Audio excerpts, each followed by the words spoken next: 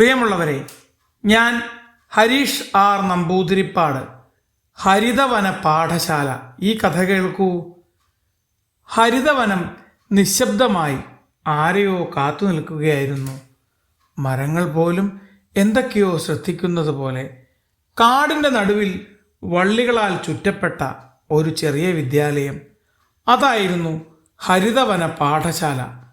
അവിടുത്തെ അധ്യാപകർ കറുത്ത ബോർഡിന് മുന്നിൽ മാത്രമല്ല, കാടിൻ്റെ നടപ്പാതകളിലും നിൽക്കാറുണ്ട്. അവർ കുഞ്ഞു ജീവിതത്തിലേക്ക് നടന്നു ചെല്ലുന്നവരായിരുന്നു, വിദ്യാർത്ഥികളുടെ ക്ഷേമമറിയാൻ. മേഘൻ മാൻ, സുഹാന തത്ത, അങ്കു ആമ, കുഞ്ഞനണ്ണാൻ, നീലു നീർനായ, വസന്തി തേനീച്ച എന്നിവർ ഒരുമിച്ച് പുറപ്പെട്ടു. മാൻ ആദ്യം ചെന്നത് വറ്റിക്കൊണ്ടിരിക്കുന്ന കുളത്തിനരികിലെ മാളത്തിലേക്കാണ്. വെള്ളമില്ലാതെ പഠനം എങ്ങനെ നടക്കും എന്ന് ചോദിച്ച തവളക്കുഞ്ഞിൻ്റെ അമ്മയോട് അവൻ തലകുനിച്ചു പറഞ്ഞു, വെള്ളം സംരക്ഷിച്ചാൽ സ്വപ്നങ്ങളും സംരക്ഷിക്കും.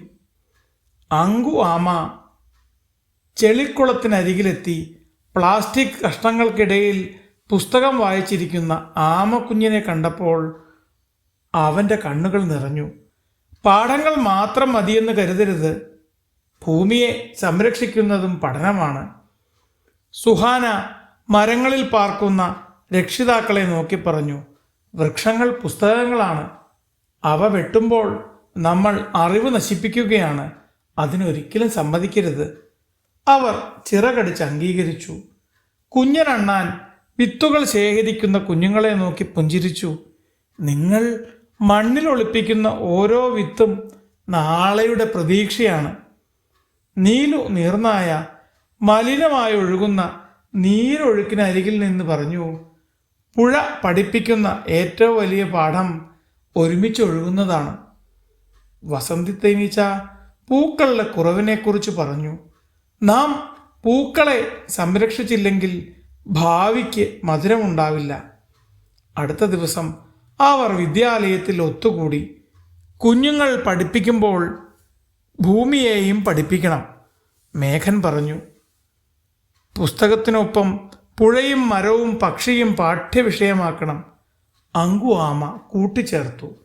അന്ന് ഹരിതവന പാഠശാലയിൽ ഒരു പുതിയ തീരുമാനമുണ്ടായി. ഈ വിദ്യാലയത്തിൽ പഠിക്കുന്ന ഓരോ കുഞ്ഞും ഒരു വൃക്ഷം നട്ടുവളർത്തും.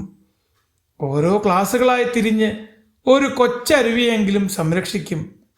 ദിവസവും പഠനം ആരംഭിക്കുന്നത് പ്രകൃതിയോടുള്ള നന്ദി പറഞ്ഞോ പ്രാർത്ഥനയോടുകൂടിയായിരിക്കണം.